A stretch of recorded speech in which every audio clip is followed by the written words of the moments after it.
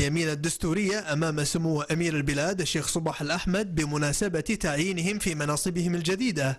وعقب مراسم أداء القسم وجه صاحب السمو أمير البلاد الشيخ صباح الأحمد كلمة أكد فيها على ثقل الواجب والمسؤوليات المناطة بالوزراء، والتي تتطلب التفاني والعمل الدؤوب بروح الفريق الواحد لمواصلة مسيرة الإصلاح ودفع عجلة التنمية، والعمل على تدارك ما مضى من تراجع وقصور لتحقيق الإنجازات المنشودة التي يتطلع إليها الوطن والمواطنون. كما دعا سموه إلى تكريس دولة القانون والمؤسسات والحزم في تطبيق القانون على الجميع. ووجه سمو الأمير الحكومة إلى تلمس المشاكل التي يعانيها المواطنون في الوزارات والدوائر الحكومية، وتوجيه كافة الجهود لتذليلها وحلها في إطار القانون. كما لفت سموه إلى أن البلاد وهي أمام فصل تشريعي لمجلس الأمة، فإن هذه المرحلة تتطلب التعاون الإيجابي والمثمر بين السلطتين التشريعية والتنفيذية لإقرار وتنفيذ التشريعات والقوانين الهامة والارتقاء بالمرافق والخدمات العامة. وعقب أداء الحكومة القسم أمام سمو الأمير، تعهد سمو رئيس الوزراء الشيخ جابر المبارك بفتح صفحة جديدة من خلال مد يد التعاون لمجلس الأمة للتعامل المشترك ضمن منظومة الرؤية الوطنية الجامعة.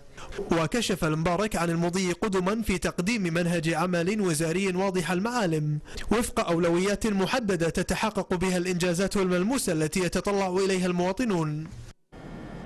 وكان سمو أمير البلاد قد أصدر مرسوما بتشكيل الحكومة، والتي تضم 4 أسماء جديدة لم تكن موجودة في الحكومة الأخيرة.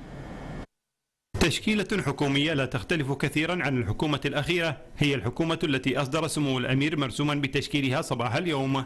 فالحكومة التي يترأسها سمو الشيخ جابر المبارك عاد فيها الشيخ صباح الخالد وزيرا للخارجية ونائبا أول لرئيس الوزراء، ومصطفى الشمالي نائبا لرئيس الوزراء وزيرا للنفط، وأنس الصالح وزيرا للتجارة والصناعة، وهي الحقيبة التي كان يتولاها أيضا في الحكومة السابقة. كما عاد للحقائب الوزارية التي كانوا يتولونها كل من الدكتورة رولا دشتي وزيرة للتنمية ووزيرة لشؤون مجلس الأمة، وذكر الرشيدي وزيرة للشؤون الاجتماعية والعمل، والشيخ سلمان لحمود الصباح وزيرا للإعلام ووزيرا للدولة لشؤون الشباب، وعبد العزيز الإبراهيم وزيرا للأشغال العامة ووزيرا للكهرباء والماء، والوزير شريد المعوشرجي لوزارتي العدل والأوقاف، والدكتور نايف الحجرف لوزارتي التربية والتعليم العالي.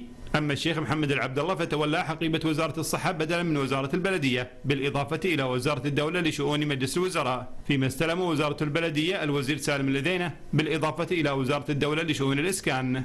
أما الوجوه الجديدة في هذه الحكومة فهي 4 وجوه، هم الشيخ محمد الخالد الصباح نائبا لرئيس الوزراء وزيرا للداخلية، والشيخ سالم عبد العزيز الصباح نائبا لرئيس الوزراء وزيرا للمالية، والفريق متقاعد الشيخ خالد الجراح الصباح نائبا لرئيس الوزراء وزيرا للدفاع، بالإضافة إلى النائب عيسى الكندري الذي يدخل الوزارة كمحلل عن مجلس الأمة وزيرا للمواصلات.